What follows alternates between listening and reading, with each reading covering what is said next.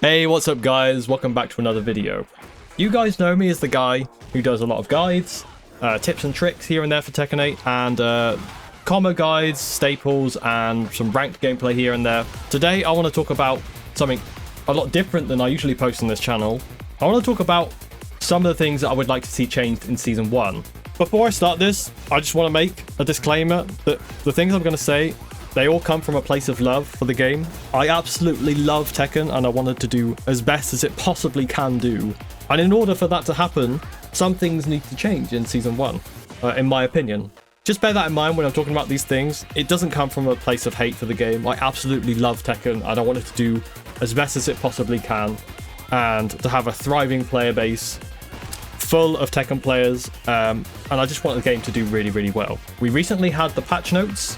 Those patch notes, by the way, I remember talking about in that video about things that I was disappointed that didn't get fixed. I'm still disappointed those things didn't get fixed, as most people are, I think. But they did say on the Tekken Talk that this patch was mostly bug fixes and they were changing things back to the way they intended them to be from the start of the game. So that's why, in case a lot of you are wondering, that's why a lot of the balancing just wasn't done in this patch, which definitely needs to be done. There's a lot of balancing that needs to be done. But Tekken 7 Vanilla, if any of you remember, I actually don't remember because I've only been playing Tekken for like 4 years. But Tekken 7 Vanilla, if you've ever seen some of the clips, was wild on day one.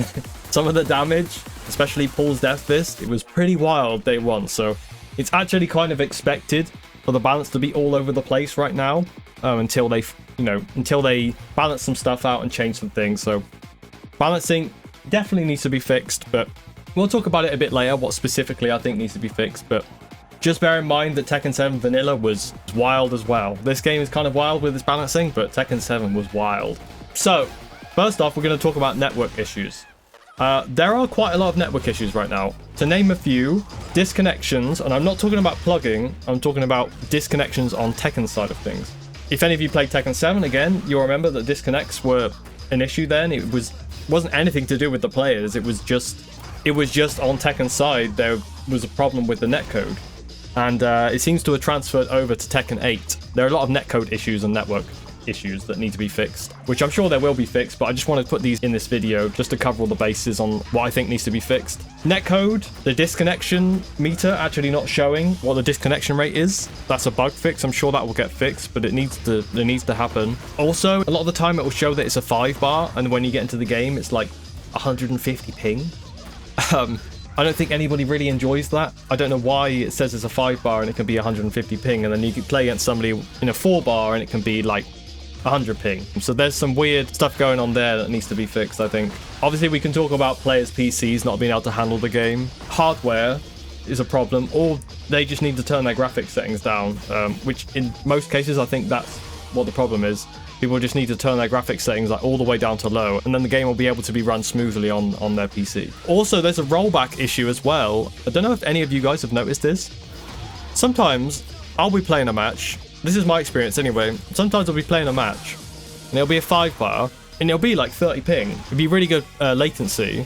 But for some reason, and also the opponent's PC is doing fine, you can run it fine. But for some reason there's rollback. There's like 3 to 4 to 5 frames of rollback. And yeah, it just doesn't make sense. There's an issue there as well which needs to be fixed. I don't know why that happens. Again, I just think that it's the network. I think it's just teething problems with the game. I just think given a month, hopefully in Season 1 they'll fix a lot of these issues. But yeah, that's a weird issue. That's a really, really weird issue that I hope gets fixed soon. Right, onto pluggers.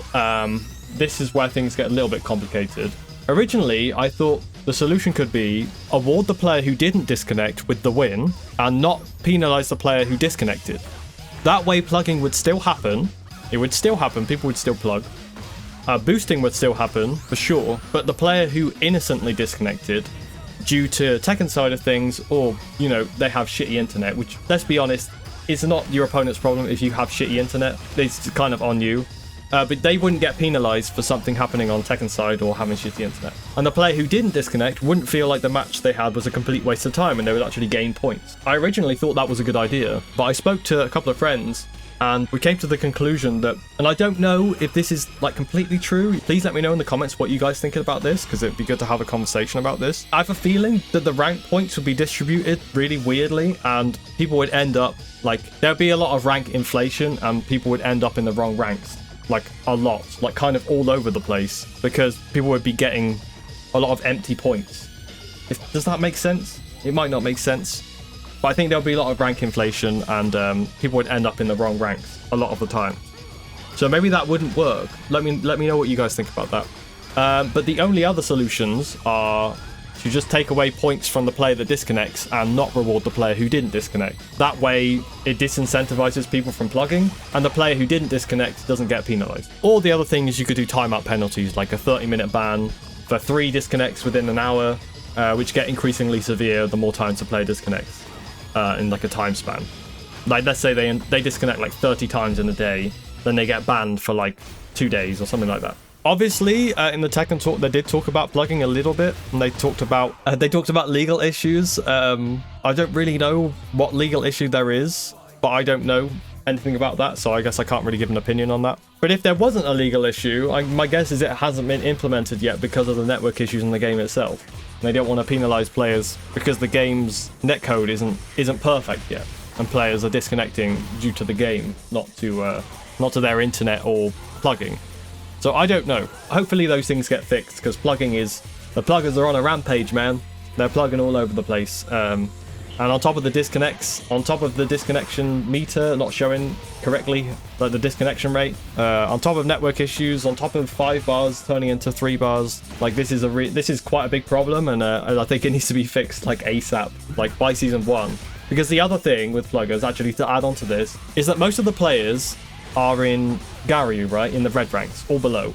If most of the players are on the lower end of ranks and they're trying to rank up, especially in like Warrior, although you can't go below Warrior, but anyway, my point will still stand that if you're in those ranks and you're quite new to the game, or you've got to red ranks because you're from another fighting game, or you're just naturally good at the game or whatever, it puts people off from trying to rank up if they keep getting plugged on 24/7, because obviously most people are in those ranks, so the people who plug the most are going to be in those ranks. So if you're getting plugged on, I remember playing like a sub character like red ranks the other day, and I think I got plugged on like 5 times out of 10 matches. Like, that was really bad. That's really, really bad. So I can imagine as a new player, like that must be really off-putting and like really demotivating to actually try and, you know, get better at Tekken and get up the rank. So that's just a reason why it's like it's really important to fix this like as soon as possible, because we want the player base to be as rich as possible, right? So yeah, that needs to be fixed ASAP. Otherwise, people will start leaving from the game, and that's just not a good thing. The first to 2 system, I think there's some good points to that, but I think that it should be a forced first to 2, because there are so many one and dones on top of people plugging and disconnects like all over the place. So it just means a lot of the time you play one match and then you go back into the lobby, and then you're waiting to play another match. You play that match and then you go back into the lobby because they one and done. Yeah, forced first to 2 I think would be a compromise. We had death matches in Tekken 7, infinite rematches. Going from infinite rematches to this, even though the player base was small in Tekken 7, I kind of feel like some of the time I would be playing more matches in Tekken 7, even with the load times and everything, than in Tekken 8, because you're going back to the lobby so often. So I really think it should be a forced first to 2. Balancing, these are pretty obvious really, but give players ways to counter the moves that have no counterplay. So Devil Jin's Heat Smash, for example, his Psycho Crusher.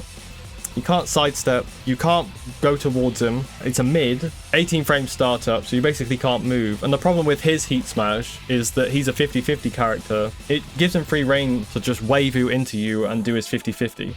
And in Heat, he also has a safe mid homing launcher out of Crouch Dash 1+2. And he also has his health sweep, right? So, but you don't want to move, right? Because of Psycho Crusher, this Heat Smash. So that's just an example of moves that have really kind of no counterplay. Also with Jun's Heat Smash, it's kind of the same thing. Although it's actually worse because Jun's is 13 frame startup, I think it's 13 frames. And she recovers a ton of health even on block. So that's another example of not being able to counterplay. And Assassin is running 3-2. You can't sidestep it, but it's only if you know it's coming. Like, if you absolutely know exactly when she's going to do it, you can sidestep it reliably. More risk for very rewarding lows. Xiaoyu's Hypnotist stance mix-up is a good example of this.